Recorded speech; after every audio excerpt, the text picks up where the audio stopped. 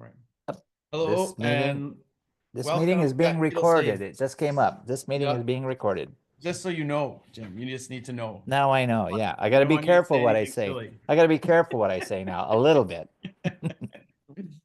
Welcome, everybody. This is a conversation that I've been looking forward to share and just to have fun. Um, Jim and I have, how long has it been now? I guess it's been a couple years now. I guess we Then would have we met. met at the Warwick Scheller Journey On Summit down in San Yeah. Antonio, right? Or Austin, Um, San Antonio. I think it was a couple weeks before that because it was best horse practice. I think best horse practice was Oh, best before, best horse practices. Yeah. Okay. which was just a hoot. Honestly, that was such a fun conference. It seemed like Mhm. that the style or the approach that they took of just trying to let everybody hang out and have fun was right up my alley. I thought that was a great time. Yeah. Yeah, and then it was the best horse practice or the excuse me the podcast summit, which was Hmm. really great. Hmm. Um, I That feel was intense. It took me weeks to recover from that one. yeah, Yeah, that it was was a good intense, one. but it was fun. Yep. It was, yeah. Yeah, totally. There was a lot of energy there. Um, I still remember um watching you prepare for your podcast or your lecture or The whatever. presentation. That was fun. And it made me think of a few things, and that there was kind of two things that I learned about you um kind of in that beginning and was kind of surprising to me, and one has to do with monkeys, which was pretty Hmm. neat, and the other one has to do with planes. And I think that's so cool that you're a pilot. So you have your own plane and you fly, and that's kind of something you do for fun. Yeah. Well, my dad was a pilot. He was a commercial, like a career pilot. So I've spent a lot of time flying with him when I was a kid. So it's kind of just kind of a fun, nostalgic thing that I do just Okay. for recreation. Yeah. Cool. Cool. And And the monkeys were yeah. like Warwick Schiller, like I did a podcast with him and he's relentless, you know. I'm there to talk about horses and what we do, and he just can't, he gets like his foot in the door and he won't Yeah. take it out. And Yeah. so then then it ended up being about baboons and chimpanzees and things. Hmm. Well, I was pretty surprised. I thought that was very cool. But Mm. what I got from that, Jim, was just that it kind of starts to share your general sense of connection and how you're kind of wanting to be with creatures, and that's kind of what I got from the beginning of that. Um, Yeah. so um, just a little bit, because now everyone's curious. So I might as well keep my foot in the Yeah. door for a moment. Okay. What's something a cool story about one of your monkeys? Well, when I was 16, we moved to the Congo because my dad had a job flying there. So we were there for 2 years and we were living in a up in the northern part of the country. It's right in the middle of the rainforest in the northern Congo. And once the locals knew that I liked animals, they would just start bringing them to me out of out of the bush. Like I can't tell you how many animals I never even knew about. Like a potto. It's a marsupial Hmm, that it looks like a little bear. hmm, And they would bring them to me, and I would keep them for a while. And a lot of them I would just let loose into the jungle later, and some of them I kept. But a pangolin, I'd never seen one of those hmm, before. It's like an anteater, big anteater, but it has hmm. plates. It doesn't have hair, and I don't know, just like almost prehistoric looking. But anyways, the point is that once they knew that I liked animals, they would bring me these animals, and I'd buy them for a few dollars or Mm. the local currency, and then keep them or let them go. But I mean, we ended up with a chimpanzee. Um, it was probably like less than 6 months old and it just became attached to my mother. So it lived in the house with us, and it was just like part of the family. And then I had a couple of young baboons, not too Mm, old, mm. and I got really close to them, and I had a few Is that how you monkeys. measure age, Jim? Well, Is I that was measuring the height sitting down. Where are we? Like maybe a foot tall sitting, ah, and but they're really neat because baboons are very social and they have a lot of facial mm, expressions. And so mm, I would play with that. They would, like one of them or both of them might be sitting on my lap on the front porch and they do this grooming thing. and they groom each other, and but they have these white eyelids. I don't know if I talked about this on the podcast, but they have these white eyelids, and when they are excited, they'll raise their eyebrows and show their eyelids like that, and they'll show their teeth. That means they're very excited, and when they're grooming and they're licking their lips, they're it's more relaxed, and they're kind of just it's more parasympathetic, you know, Mm, in hmm. terms of that. And so, I would have them sitting in my lap, and they might be grooming me on my shirt, or I'd groom them. And then I would show them my eyelids, and they'd get excited and yank on my shirt and get a little bit, aggressive. And then I would go back to so it was kind of playing a little game. So, just looking back, I think, well, maybe that had a little bit to do with paying attention to the horse's Yeah, responses to body work, right. not just doing stuff with them and not paying any attention. So actually, when I did that podcast with Warwick, and he kept prying into my my younger life with primates, that made sense. Well, maybe that had something to do with paying Hmm. attention to the animal's behavior when I'm Yeah. working with them. Honestly, that's where my brain went. That's kind of what I was wondering. I was Yeah. curious, how much would you have thought of that, just that connection you had? Because that's a pretty cool experience. Very few people Yeah. have growing up in the Congo. We're Yeah. we're somewhat familiar with the Congo just because of Christopher. But Yeah. obviously Oh, we, that's right. That's right. Yeah. yeah, yeah, he was from Kinshasa. Yeah. Um, so then would you how when you started putting that together, would you think that just that sense of connection, and do you feel like it Well, started to that sense of paying attention, Mhm. communicating on that through the body language, because Yeah. animals they communicate through body language. That's pretty Hmm. much it, right? Yeah. And I mean, they do have some vocal and verbal, noises and they make, but Mhm. mostly it's through subtle changes in body language. I mean, really subtle, especially with Mhm. horses. I can't believe how Mhm. subtle it is Yeah. with horses. Yeah. And so that's how they communicate. I mean, it's funny because, with our dogs and cats around here, we might yell at our dog and we think we're communicating to them. Then, bad dog, and all they hear is blah blah blah blah blah, and they think sometimes we're scolding them, and they think we're egging them on, because we're only used to, communicating uh, in verbal, Right. with our voices. So I just find it kind of interesting Yeah. still. Totally. Oh, there's a Gary Larson cartoon. I don't know if you've seen it. The Far Side. What is it? Somebody's like scolding their dog, something blah, blah, blah, Fido, blah blah blah blah, and all the dog hears is blah blah blah blah blah blah blah Fido, Yeah. blah blah blah blah blah Fido. Yeah. That's Right. all the dog hears. It has no idea what they're saying. It just hears a familiar, Yeah. word every once in a while. Right. Cool. Yeah. Amazing. Well, thank you for that. I just also wanted to say to everybody, I'm excited for you guys. If you have any thoughts or questions for Jim, I think that's one of the fun things about this is, as I've uh, been able to build some cool relationships, I'm excited to be able to bring some of these people back and be able to share with you guys. And I'm sure that some of you have maybe thought, man, if I could ever sit down with Jim Masterson, what would I ask him? And so then I'm curious if you guys have questions or thoughts, you can put them in the chat there, and we'll try to get to those questions. Um, I was excited about this conversation for a couple different reasons, and one was just because I like Jim. I think Jim's a really great person. Before I met Jim, I don't know. It's funny. It's funny how you create some vision in your mind of what a person is going to be like and how they're going to be, and then when you meet them. But I actually was really surprised. I'm not sure what I was expecting. I didn't really have an expectation, but I was just I thought it was so awesome because you've done such a cool thing with your business, and you've grown it and really done amazing things in the industry. And I feel like you've stayed so grounded, and you're very connected to yourself and your family, and it seems to me like all the things that matter, and I feel like that's kind of what I'm would desire for myself as well. So I feel like when Well, I met it helps coming yeah. from a big family. I come from a family of eight, and so it helps to come from Well, a big family that hmm.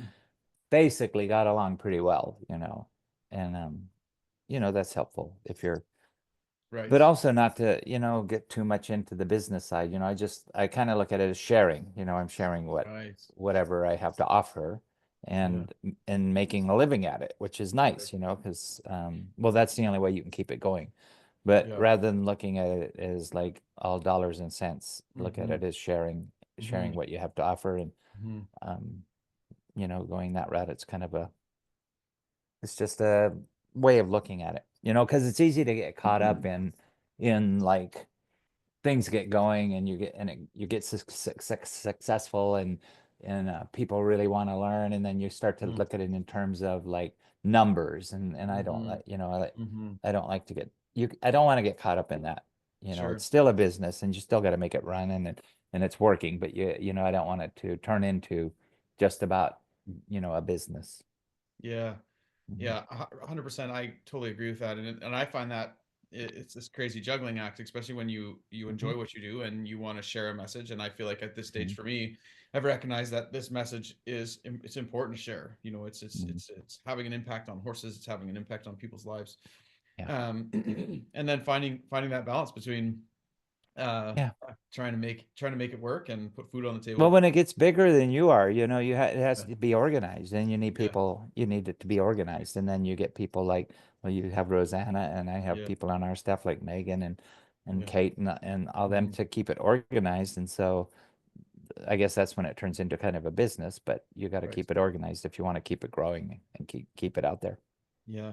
But I found that the heart of anything that's kind of feel based, or in its conversation is feel based, Mhm. has to be grounded with a desire to live within that passion and just share the message for Mhm. me, Yeah. because that's really what Yeah. it's all about. Yeah. Um, It is. yeah. Yeah. Cool. Uh, how where would you say you were at in life when you realized that this was a message that you felt like you wanted to kind of share with the world? How did that all happen? Well, I was grooming hunter jumpers, like in uh, Uh, I live in a little town in Iowa, Fairfield, Iowa. I'm from Southern California originally, but I ended up here in Iowa. And there were a couple of families that wanted that wanted their daughters to show hunter jumpers, and so they had a lot of money and they bought a farm and they hired a trainer and they bought a bunch of expensive horses, and the trainer started taking them out on the road showing, and she needed a groom to haul the horses and groom at the shows. Mm, And so my wife was a hunter jumper person, and she said I was kind of between jobs, and she said, well, why don't you go to work for Val, grooming for her? Because I when I was a kid, I had a horse, and I was around horses growing up from time to time. So, anyways, I went to work for this hunter jumper farm, and we started showing, in the Midwest, and then we started showing farther afield, like Lexington, and then as they got better, they wanted to go down to Ocala, and then we ended up in Wellington, showing in Wellington for a couple seasons, and that's when I noticed um, therapists like equine massage therapists or chiropractors or whatever, myofascial, craniosacral, acupuncture, they would treat the horses, and I noticed these subtle changes in behavior, like the mm, eyes blinking or the lips twitching or change mhm, of breathing, and that's what got me interested in this. It wasn't so much the therapy part because I mm, never thought I would be doing that, but I was really interested in the changes in behavior in the horse, and I was mm, also interested in helping them go better. So that's how I got started in this. But um, it didn't take long, uh, it took maybe a couple years before I started actually working on the horses down there. I started working on our barn's horses and then other horses mm, that I realized it really did work, mm, and so I started building my business one horse at a time, and then I fell in with a guy who had a bodywork business. His name is Bill Stanton, and he worked for a really well-known vet practice on the East Coast, Dr. Steele's practice, as a vet tech for 20 years for Dr. Steele. And he wanted to go off and do body work on his own, and so he did. And he had so many contacts through his time with Dr. Steele that he was mm, swamped. And I was down there trying to build I had like 6 horses a week or something. I'm trying to build my business. It's not easy, mm. you got to, like anything, you got to build it a little. I Yes. call it one horse at a time. And then Mm, Bill actually, through a mutual friend, he said he hired me to work work for him. And I went from working on 6 horses or 7 a week to the first day I worked on him, I worked for him. I worked on 13 horses the first day. So and it went like 50 to 60 horses a week for the whole Wow. season, 9 or 10 weeks. So it worked, and I learned a huge amount, working on so many Mm, horses down there and the performance horses.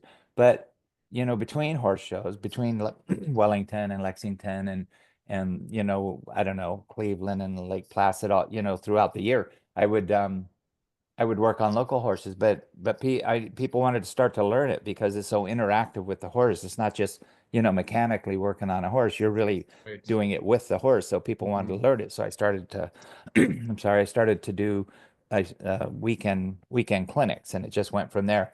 So I would say within the first 3 or 4 years of working on horses that I realized I was going to start teaching this Mm, and make a business teaching of it, and teach as many people as I could, because you right. can only work on so many horses before um you wear yourself down, Uh, but I can teach a lot more people. And then I started uh here's how it went. I would do weekend clinics, and then uh, people wanted to learn more. So I put together a 5-day advanced course. And then there, like, equine massage therapists would come to these, and other people that were interested, they wanted certification. So I developed a certification program. mm, And then it got busy. So I had to, well, of the people I certified, I would choose the people that I thought would be good instructors to instruct for me. And it built from there. right. Tamara, who you just met a minute ago, was my first instructor, and so it just kind of grew from there. And I just started training more and more instructors, and eventually I worked myself out of an instructing job, and so now I'm Mm, just kind of keeping things going and doing horse expos and trying to just keep the getting the word out. And gotcha. that's how it built. But I think it was early on that I realized people really wanted to learn this, and I knew why they wanted to learn it, because it was valuable to them, and to interact with the horse that way, and it was teachable and learnable. So it was early on that I realized I was going to start teaching it. Hmm. That's the Cool. long answer. I would say 2 or 3 years. Short answer. Oh, those are both really good. Yeah. But that's really interesting because it's funny. I look back at my deal, and when I started training horses, I kind of have my own story of how I kind of brought it all together, and Hmm. then started working horses and had this desire to kind of do things in a unique way. It seemed from what was being done out there. Yeah. Hmm. Um, and it didn't take long, and people Right. were really pushing on me to teach. They really wanted me to help, and so I kind of slid into it. It Yeah, it just just seemed happens to happen. organically, and it Yeah, happens because people see some value in it, for yeah, whatever reason, because it's yeah. different, because it's unique, because it works, Hmm. because it helps them get to where they want to be with horses. And Hmm. so, it just happened, like, it sounds like the same thing with you. It just happened organically. Like, I Mm, never thought, what do you want to be yeah, when you grow up? This yeah, isn't what I would have picked, you know? exactly. I feel exactly the same. I would have never picked this. I went to Mhm. university, was building a consulting business. That was my plan. Mhm. And then this just kept pulling me back and pulling me back. It Yeah. was just kind of bound to happen. But I think the one thing that I've really enjoyed, in the thoughts of collaborating with you and working with you, is so much off of doing your best to listen to the horses and take the horses, what's going on for the horse as feedback and as part of the conversation, and that in your work, you're gaining an insightfulness around what's happening with the horse's body and getting a feedback with their energy and from me in the training. But I think that's one of the pieces I really felt a kinship with your work was because Hmm. when the horse starts to have feedback, now it's a two-way conversation. And Hmm. from a training perspective, that's always where I see so much of the struggle is it really isn't a two-way conversation. Any Hmm. feedback the horse is giving is actually observed as disobedience or disrespect or, Right. It's you not know, doing what you want. That's all. right. That's all And the you goal of see. training is then just to make the horse do what you want, and people, and so then those are kind of two elements to switch and I watch that in your work too, as you're talking. It's like, first of all, stop just thinking that you need to just manipulate the horse's physical body to get it into a Hmm. form. And for Hmm. me, that's a training thing. You're not just trying to manipulate the horse to stop behavior, because primarily behavior is actually a signal of something else that's going wrong. When the horse is struggling Hmm. and it's demonstrating a behavior, so you don't even really need that fixed. You just need to let Hmm. that guide you to what's actually happening. And Hmm. when we fix that, or when we find the root and we resolve the root, all of a sudden now those behaviors disappear. Hmm. And I remember, I'm trying to think of where it was, but watching some of your work in regards to how you're placing your hand, and you're just studying and watching and studying and watching. And I look at that, I almost feel like those are portals. When a horse starts to open up and Hmm. share something with you, it's like taking you inside. But things have to Hmm. get quiet enough for that to happen. Yeah. And Well, that's I always think that, yeah, the key, like what you said, studying and watching, but I think that like, people might think, well, how do you learn to, listen to what the horse is saying? I think the very first step is just waiting. mm-hmm, So the waiting and watching, like you're saying, studying, but while you're studying, you're waiting. I mm-hmm, mean, all the horse needs is a little time to figure something out or express itself, mm-hmm, is mm-hmm, just give the horse a little time and space. mm-hmm, And that's the mm-hmm, thing that's lacking for a lot of people. Because, when you said studying and watching, I think the part of the studying that's important is the waiting. That's, waiting for the horse to say something right. or show you something, whether you're doing body work or training. Yeah. It's just giving the horse some time, in between what you're doing. Mm-hmm. Yeah, it's almost like having a conversation with someone and they just will not stop talking. They will not stop Mhm. talking, and you can't really get any words in Yeah. edgewise. So then what happens is that there has to be enough of a pause for them to start feeling like they want to partake in that Mhm. relationship. So, and I Yeah. feel like that in the training too, and that's why I almost look at some of my questions as they're probing questions. I'm actually Mhm. asking a question and trying to observe the feedback, because it's the feedback that gives me an insightfulness as to what's Yeah. going on for What's them, going on? Yeah. how their brains think, what they need from us. They're going to Hmm. share all of these details, and the horses are not even trainable until you have taken in enough data that you can actually start Hmm. understanding where they're coming from. Yeah. Because trying to train something that you have no sense of what's going on for them, Hmm. to me is it has to turn into dominance now, because you're Yeah. just really trying to, I call it the Then headlock. you're making them, then they're doing it because that's the easiest thing for them to do and get out of Right, whatever. Yeah. right, Rather than wait, finding out what it is that's really gonna yeah, work for them, you right, know? right. Yeah, and gaining communication, and I talk about gaining communication with the mind, with the muscles, with their energy. You're understanding their thoughts. You're in communication. It becomes this really great dialogue. And a lot of times horses will switch very quickly to sympathetic state, and when that's happening, there's no more conversation. Yeah, It, you can still make them do something, but there's no more conversation. And that's right. like, Mark Rashid and Dr. Peters, Stephen Peters, they they they can they'll do something in the sympathetic, but they really learn in the parasympathetic. That's where Mm-hmm. they really get Yeah. what you're wanting them to get or asking them to get Mm-hmm. in the Yeah. parasympathetic. I often, and this is something we're going to chat about, and this is part of our event that I'm excited to share with everybody a little more detailed, but the the idea of what happens in the muscles of a horse. And I almost look at like the brain is the center, obviously, and then the dendrites actually travel to the muscles and into the body, and it's Hmm. through the body that the horse is expressing, and in the muscles they express.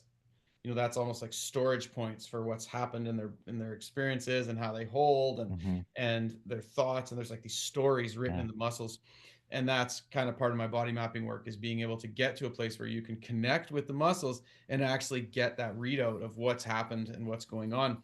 But again, there it is. It's when we make a connection and we don't wait or study or listen or stay Hmm. engaged with, Yeah. then there's no story you're going to hear, because everything just stays quiet, because they're Hmm. still in that kind of guarded state. So uh, Yeah. Well, what you just said makes sense because there's to me anyways, this is all just, the world according to Jim, which isn't just what it's not like, doesn't mean anything. It's just not science, but like there's a direct connection between the horse's brain and its body. It's a direct connection. When you said the connection between the brain and the muscles, mhm, like in humans, we have this little record playing in our head all the time. We're thinking all the time, even if we don't think we're thinking. Mhm. That's in between our brain, it's got our brain and our body. We have this little record playing. So, like for example, there we do a technique called the bladder meridian technique, where we just really lightly run our fingers down this line on the horse's body. It can be anywhere on the body. We just follow this line because Mhm. it creates a path to follow. But you're using what I call air gap, and you're slowly going down, and you're watching the horse's eye for some sign of some change in behavior, like a blink or the lip twitch. When you go over an area where the horse is feeling something without putting pressure on it, the horse will give you a subtle sign like a blink or something. And if you wait there and just keep the horse's attention on that area, the nervous system will go from protecting that area to relaxing and releasing it. And Mhm. so, people ask, well, does this work on humans? And I think if you're a really good human body worker and you're really tuned in and paying attention, you might notice these changes. But for me, I don't I don't do it on humans because they're not feeling what the horse is feeling. They have like an analyzing thing in the middle between Mhm. their brain and their body. They have this thing that's always active, and then the horse doesn't. They're just there, you know. And so they'll give you a direct response. But we have, if somebody's laying there and I'm running my hand down their bladder meridian or wherever, and I'm watching for a blink, I think they tune this out pretty quickly. Mhm. And what they're thinking is, well, let's see, what bills do I have to pay? And I have to take my Mhm. car in on Thursday. And a horse doesn't have any of that. It's just a direct Mhm. connection. Yeah, 100%. And I feel like that's one of the biggest pieces for people is that we're mostly living in a story that doesn't allow us to be present. Whether it's Yeah. the past or Then, whether yeah, it's the we have busyness. a story. Yeah. Right. So then from a horse perspective, that's why I think so much of this work works because they're very willing to be in the moment. As Hmm. long as there's a level of, stillness that Yeah. allows that. If they're willing to feel what's going on, as long as there's a level of stillness that's safe for them, you Yeah, know, that's right. then they're willing to feel what's going on. And Yeah. if you're Horses paying can be attention, tell you. Yeah. Yeah. So I found horses are, able to be invited into those places just by the mentorship of energy. So we can provide an Hmm. energy and a horse can almost follow you into that. Where people, it is actually a work. And that's where, for myself personally, just, being mindful and a personal growth focus is so important because it allows us to be in our body in this moment rather than Hmm. always running. You said this tape recorder, and I think that for a lot of us, if you add trauma to that, and then you have this tape Hmm. recorder. Oh Oh man, yeah. it's very hard to be present, and that divides us from being in that moment. So, in Hmm. my work, I try to have a lot of encouragement around people, doing a work for themselves to just get to a place where they can uh, Hmm. be still in a moment, because that's really a hard thing for horses, is that it creates a static energy. We're Oh. trying to create a calmness in our horses, and we want to be able to be there for Yeah. them, but Hmm. yet our energy and our mind is just going crazy. And Hmm. I talk about three different primary needs in horses, and it's mind, space, and pressure. And the mind need is what's going on in a horse's world, and a horse that struggles with that need is a horse that would be maybe more herd bound, or they're very looky, they need to see their world. um, and A pressure horse is a horse that would be more spooky. They see things and get worried about it. And a Okay. space Yeah. horse are these horses that just have the ability to almost sink into a person. They don't get too reactive to the world, but Hmm. they need to have a relationship with space. And if they don't, they can get dysregulated. The way they Hmm. show dysregulation is generally with ears and maybe nipping. Hmm. Um, but I always ask people this question: is like, well, what relationship do you have with your mind? Hmm. Are you able to, is your mind running all the time? And Yeah. what I find with horses is that if we're not, finding some stability in that, Yeah. If you're able to I- stay calm and just stay yeah, calm, then with those horses that are nippy or yeah, whatever type of horse they are, if you're just able to stay calm and like just be there yeah, and not try to change anything, sure, often that's what calms them down. yeah, And also, um, when you start learning how to pay attention to what the horse, whatever it is telling you mhm, through its body language, and just start, paying attention to that, often that will settle your mind down, as a human yeah, too. right, draws you to it. Yeah. Because I find then, so you have with horses the mind piece, and because sometimes, and that's always the way into the training. So you're when you're talking about contact, and then so we'll make contact from a mind perspective which Hmm. is what's happening in my mind, and am I able to mentor that in my horse? And then pressure wise is how am I responding to pressure? Am Oh, I okay. Yeah, on the all wound outside. up Yeah. and reactive, and where you want Reacting. your Yeah, horse, reacting when the horse reacts. Yeah. or just in life, just Yeah. the story of Oh, how you okay. respond, and then Oh, well, space. maybe how you are interacting with the horse might tell you how you're interacting with life, because we Exactly. don't recognize how we're Right. interacting with life because we think that's just life. That's But the correct. horse might tell us this is how you're interacting with life. Yeah, that's right. So So so back so and quit forth, you're it. going to learn. Yeah. Yeah. And then spatially too, for a lot of people, we're locked up with our space and we're not very free to be present because we don't want to be hurt, or so Hmm. there's these different things that invite us in the training to actually build connection. Hmm. And connection is one of the pieces, like that's because that's kind of the way I see it when you're talking about connection and being able to feel. Hmm. And the challenge for, and you probably see this for a lot of people, is can they become present so that they can feel, because the horse is right Hmm. there waiting. And Yeah. that's kind of a fun thing. um, so with that said, Jim and I are doing this event, and we've been kind of letting you all know that, and I'm super excited about it because I feel like, and this is a moment where I feel that is there's going to be there's these cool crossovers in what you're doing from the therapy side, and then what I look at from the training side. But what I've really found is the missing link, and that's kind of where talking about this body mapping. But really, all body mapping is can you feel what's going on inside your horse, and are you able to invite your horse into a place where they can actually start letting go of how they've programmed what's going on internally. Hmm. And the biggest challenge from a training perspective is we're trying to get the physical horse to do something, and in therapy we're trying to get the internal horse to release.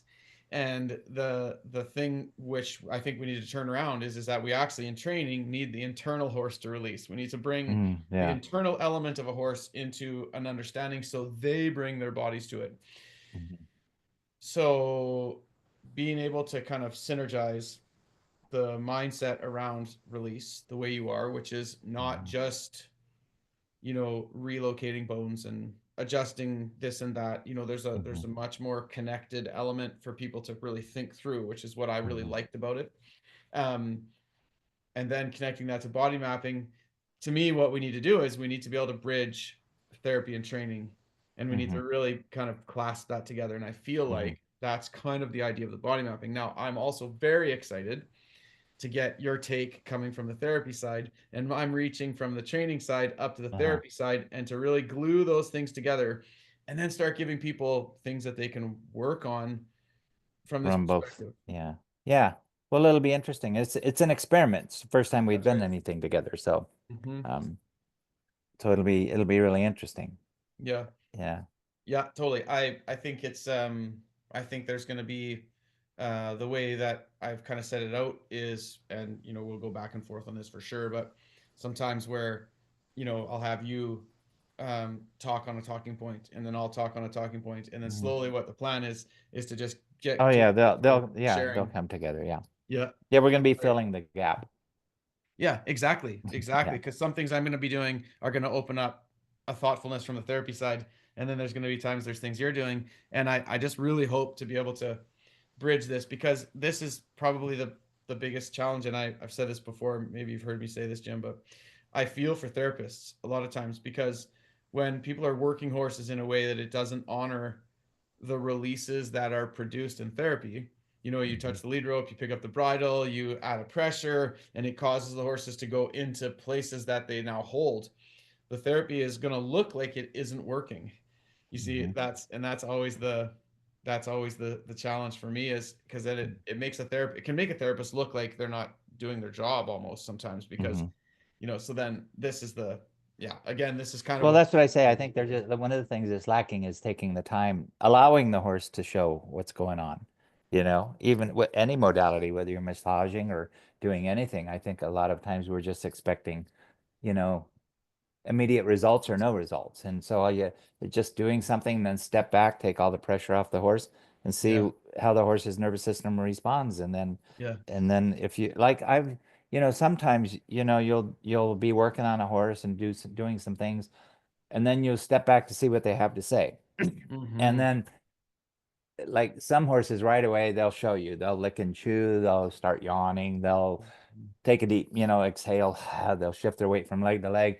Other horses, you step back and it's like they're just twitching and their eyes blink and their lips twitch and their Mm, ears move. And you can wait more than a minute if you know stuff is going on mm, in there. And then after a minute, they let out this huge release. So mm, the time element is really important, I mm. think, with Yeah. body work and with training, to Mhm, give the horse time to figure it out. And then mhm, they'll tell you, mm. when they got it. Yeah. Yeah. Mhm. Well, and that's such that feel thing too, and I feel like when the more still we are, the Yeah, more you can kind of tell when the horse is teetering towards making a change versus maybe teetering towards tensing yeah, up. yeah. And honestly, yeah, I think I'm really excited because I actually feel like it's going to be kind of organic. There's going to be some Yeah, structure, but yeah. there's going to be a lot of opportunity for us to kind of feed off each other. Explore Um, explore new things. yeah, right, Yeah. right. Mhm. I think Carol just asked a question. If we can't bring our horse to the workshop, is this clinic still appropriate to come without a horse? And honestly, guys, this is actually not a clinic necessarily. What the plan is that we're going to have horses there, and Jim and I are going to be doing our thing. But this is more of a symposium, so you will come and be there with us. And the first day, Jim and I are going to go back and forth, and then after our sessions, we will answer questions, and then we're going to do that. And we're going to build this in towards doing our best to kind of create a dynamic where we're infusing ways to work your horses and ways to connect therapy. And the goal is as we keep smearing those two things together, that you will understand more about therapy when you leave from a training perspective, and you'll also understand ways to work inside of training that are going to Mhm. honor therapy. They're And going to be again, therapeutic. Yeah. to bridge these Yeah. things So it's together. not like you don't need to bring your horse where, it's not about fixing your horse. It's about learning how to do things that you can help your horse with when Yeah, you go that's home. exactly. Yeah. And the goal is, and Jim and I are, we've both said this, like this is Jim and I's first time really working together, but because I don't want to miss the opportunity for this I don't want to not record it. So we are Mhm. having it recorded. The plan Mhm. is that if we can produce something out of it and it would be great, awesome. If not, if Jim and I are, it's If just not, anything at all valuable comes out of it, we'll have it on video. And if there it not, is. then yeah. Yeah, that's right. And if it doesn't work, it doesn't work. Yeah. But I didn't want to miss out on that opportunity because I think that if we can put this together, it has the potential to be really helpful to people. And again, there's that whole thing about sharing, Jim. You kind of said that earlier, and I'm trying to get a little more calculated about ways to create that opportunity to share the work with people. And I have such a great feeling. I have such an excited feeling about this, whether that's for the event or for the recording. I'm not really sure, but really looking forward to that. So coming to the event means you're gonna not bring horses. You're going to come and you're going to spend time with Jim and I. It's not going to be a huge group. We're going to try to keep it smaller. The first day is going to go. Then in that evening, we're going to all get together and visit. And then the second day will be again just bridging this all together. So this is what you might call, we're calling it a symposium. We're not calling it, it's not a clinic. And the goal is that you guys get to watch Jim and I weave this thing together. That's kind of the fun of it. Mhm. And that's, yeah, For the that's very first time. the very first time. That's right. Yeah. And I think Jim and I have presented enough that I feel like, I kind of like the pressure of it because I feel like it's going to be fun. It's going to help us both stay focused and kind of work that in. And I want you all to be a part of it. That's the other part. I'm so this is actually open to my members and it's open to Jim's instructors, Jim's people, and we're trying to keep it kind of that way um, for the live event. It's not going to be streamed. I think there was a question there. It will not be streamed. We've talked about that, but again, we're going to do the recording because it's going to give Jim and I a little more opportunity to kind of feel our way through it. Betsy And said, if it works out, we'll go to Australia, right? Like the following week. We just had a question there. yeah, Going to totally, Australia. totally. Yeah, Felicity would, we'll just jump on a plane the following yeah, week and go to Australia. totally. Yeah, Yeah, that no would be problem. straightforward. Felicity would definitely have us. I know she would. Yeah. um, Hello from Iowa, Jim. Is there an amount of time spent on your method that is not helpful? if I only have if I only have 10 minutes to spend on a bladder meridian, is it better not to start at all? Well, that's cool. No, no, just you can do it actually in smaller increments. It works better, shorter increments. Gives the Mm, horse's nervous system time to process it. So you can't really do it wrong if you're going light enough and you're going light enough and you're taking enough time. You can't do it wrong. If you do go out and do 10 minutes on the bladder meridian, that could be great. So there's not a lot of like restrictions with this method mm. as So long even as if you're you don't paying attention to. see eye twitching or something, you're still having a positive influence. Well, yeah, it kind of depends on the horse because you were talking about different types of horses. Some horses are Hmm. super stoic and they won't Yeah. they won't show you anything. Like a super stoic horse, um, you might see the eyelash move, and so Mm, that means he's feeling something. If you wait there, hmm. you wait long enough, he'll have to release something, but he might not release it while you're there. He might, as soon as you step back and take all the pressure off, the horse Gotcha. the horse will show you the release. So if whether you're going to do it for 10 minutes or you're going to do it, the horse will tell you if it's too much. If you go too Hmm. much, their nervous system gets overloaded and they'll Hmm. just stop responding or they'll just say no. They'll just pin their ears after a certain amount of time, say no Hmm. more. So Yeah. it really all boils down to paying attention to the horse. But the question, the question was about, is there any way you can do it wrong? And you really can't do it wrong. You can always do it better, but you can't really do it wrong as long as you're not using too much pressure and you're paying attention to the horse. Um, Yeah, there's another question yeah. What are some somewhere. of the If you longer if you only term do one benefits? side, he won't walk around in circles for the rest of his life on the bladder meridian. No, he won't. You can do one side of the bladder meridian and then do the other side, you know, later. It's not. Yeah. It's like I said, you can't really do it wrong. What are some of the longer term benefits you see after working with horses other than immediate benefits?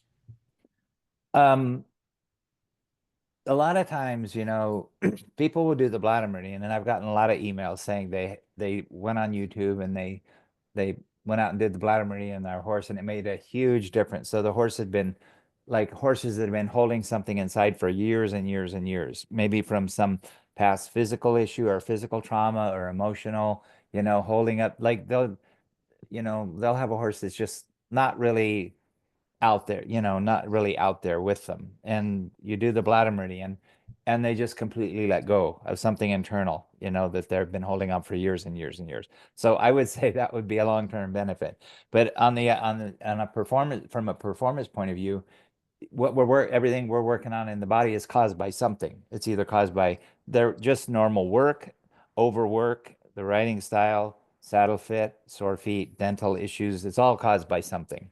And you can release all the tension in the body that you can release. And if you don't find out what's causing it, say the horse has, uh, you know, um, a foot issue, navicular or something, or coffin joint issue, or a dental issue, it's going to come back.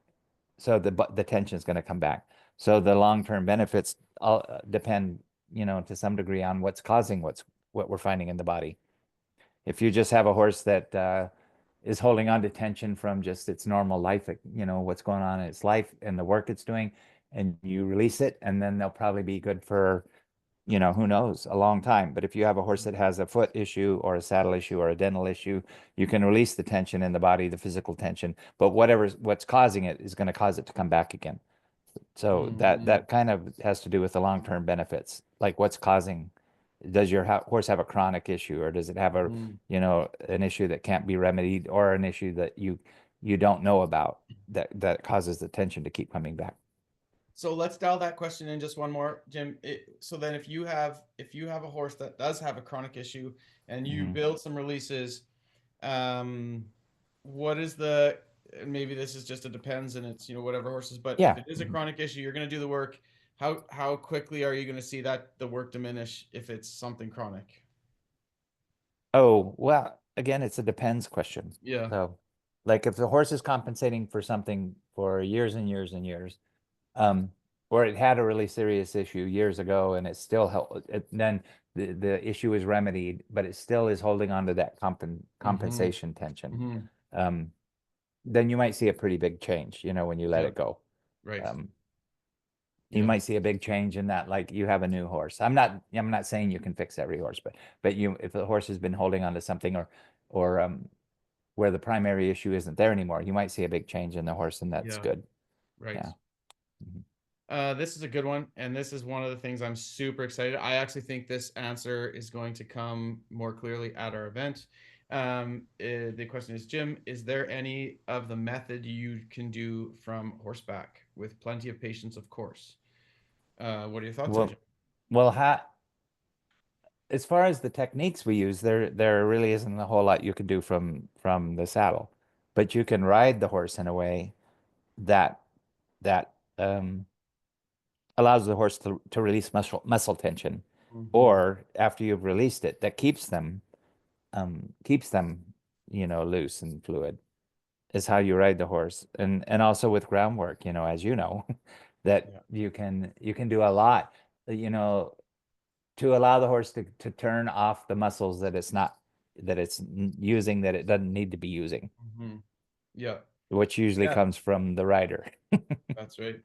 Well, and that's the fun part of the body mapping work, because that's exactly what that's about is, can you Yeah. actually, in your groundwork, can you feel all the different muscle groups as you change Well, your that's the heels, your missing, that's a good punches? question she asked, because that's the missing part. You can do the body work on the horse, but Mm-hmm. then how do you keep the horse from becoming tense again? Mm-hmm. If it doesn't have any primary issues, or Mm-hmm.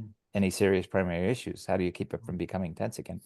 So Yeah. that's the missing link. You can't do body work from the saddle, because your arms aren't long enough, and Mhm. you'll get arrested for doing weird things with your horse's head while you're in the saddle.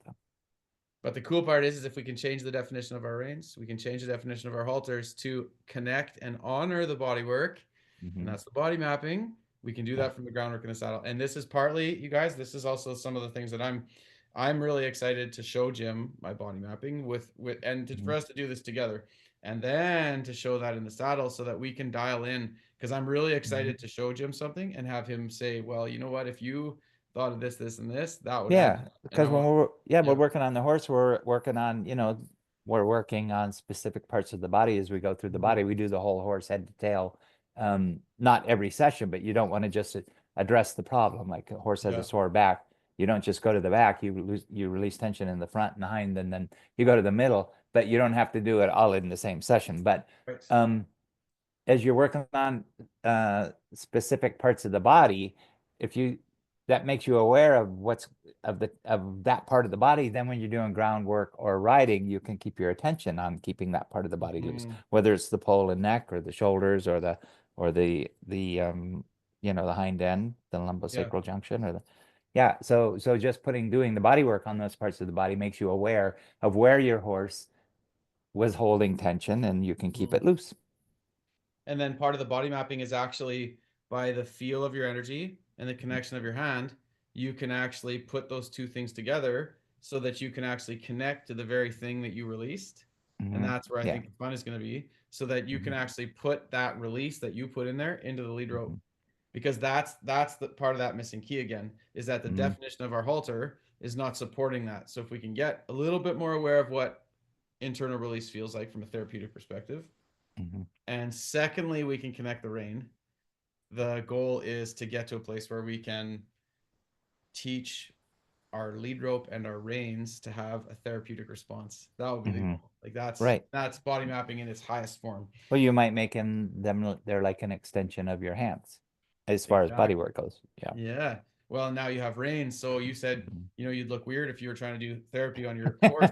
Well, the goal would be Yeah. is you can Yeah. use your reins, you can use your Uh, seat, your legs to change form and function. So really good question. Thank you for that one. And I anticipate that Jim and I are going to be spending a bunch of time kind of going back and forth about the ways that we can do that to really mhm. intensify people's capacity to ride in a more therapeutic fashion and do groundwork in a more therapeutic Mhm. fashion, because Yeah. there's internal release of old memories. There's also understanding balance, and both of those are important. Mhm. Cool. All right. Well, hey, that's kind of what I was hoping for. I was excited for you guys to Yeah. ask Jim some questions. I was excited to chat a little bit about some of the uniquenesses of our philosophies, but also to give you guys a little taste of kind of what this whole event is going to be about. Um, this is going to be. I think Jim and I we both do this well, as kind of just to think on our toes and kind of go with it. there's going to be a lot of structure to the event, but it's also going to have lots of room for Jim and I to go off script and just Hmm. create and Yeah, just have it's a gonna good be, feeling. like I said, we're gonna be exploring things because, Hmm. we just can, we can see where there's an overlap or a connection, and we're just gonna Yeah, start it, messing with it and see where it goes. that's right. So I, Exactly. yeah, Exactly. Karen just asked, how do we register? In not very long, we'll be sending links out, and the membership will be getting an opportunity to do that. And Jim will also be getting a link for his people, and that will be coming up not very long. It'll be coming soon. The event is going to be in April. So boy, it's so amazing. we're giving your membership first shot at registration, and then our MMCPs in Canada first shot, Hmm. and then That's great. and then open up from there. So we want, your people and our people to have access to it if they're able. So Just a couple questions here. What we're doing right now, just to get it started, we're going to sell 45-ish tickets to my people and 45 to Jim's. And then we're going to give everybody in membership and Jim's people first chance. And then we mhm, will open it to the public if there's any room. mhm. It is in Red Deer, Alberta, right close to Red Deer. Um, and then Carol says, just because of travel, will the host and other info be available when we're registering? What is that saying? Sorry, there's a little. Will the hours and other info be available when we're registering? So we can absolutely. We'll get. You'll have all the details when we send out the next couple emails. Everything will be cleared up, and this is also very helpful. So we'll make sure that some of these questions are covered in there as well. Perfect. Well, there you go. Thank you very much, Jim. Thanks for taking the Yeah, time to share. And we will be posting this on our YouTube channel for everybody to see. If you have anybody who's interested or kind of wants to get a sense of what we're going to be after, they'll be able to see this on our YouTube channel. yeah, And and hopefully, if it all works out well, there'll be some video access to it later. that's correct. We're just gonna see how it goes and videotape, and Yeah. yeah. So I mean, a Yeah. lot of people can't. Well, I don't know. Canada's a big place, and I know it might be hard for some people to make the event, but the idea is to get whatever's valuable out to as many people as possible. Exactly. Exactly. And I think because we both have that heart, I feel like it's going to be a really cool thing because again, the whole idea is to share, create an opportunity, and I think that energy is going to, very very possibly create a very cool experience. So, Yeah. excited to share that with you guys and yeah, so stay tuned for some emails coming out. And if anybody has any other questions, you can ask in the Facebook group. But other than that, thanks a lot, guys. Thank you, Jim. Yeah. And Thank you. we'll see everyone again. Bye for All now. right. Nice to kind of meet everybody. Bye, guys. Bye.